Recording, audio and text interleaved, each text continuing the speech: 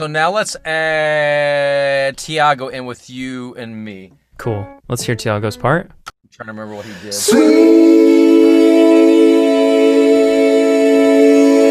emotion.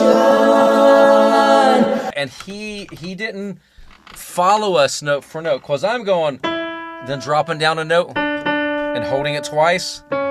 So he could have went, and it would have been like this. But you can play around. If you know the scale, and we know the notes in an A major scale, he can change it so it's like a...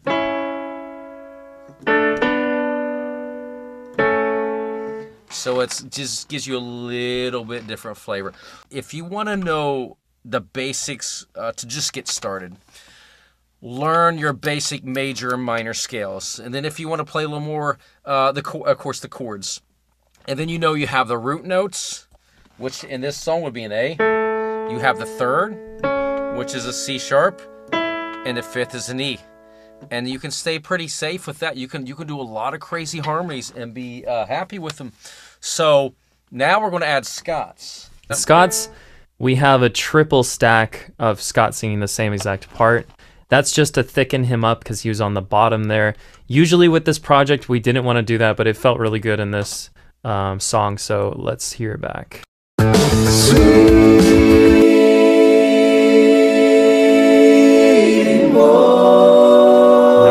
Just Scott.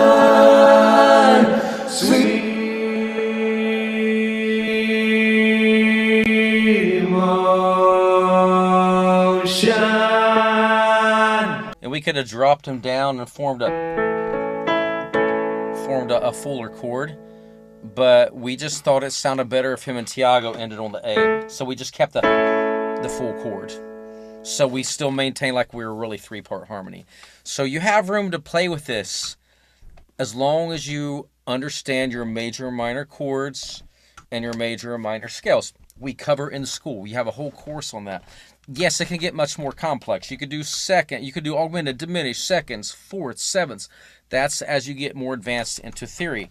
But, at the end of the day, does it sound cool? To me, that sounds cool. I think the blend is beautiful. And I don't want a perfect blend, because think about it. If you're in a choir, and that's where I came from, being a choir in school and college and everything, it's those little nuances and differences between like three altos or tenors singing together and one's slightly off or their phrasing's a little bit off. That's beauty to me. That's human nature, because we don't want it to be like a synthesizer.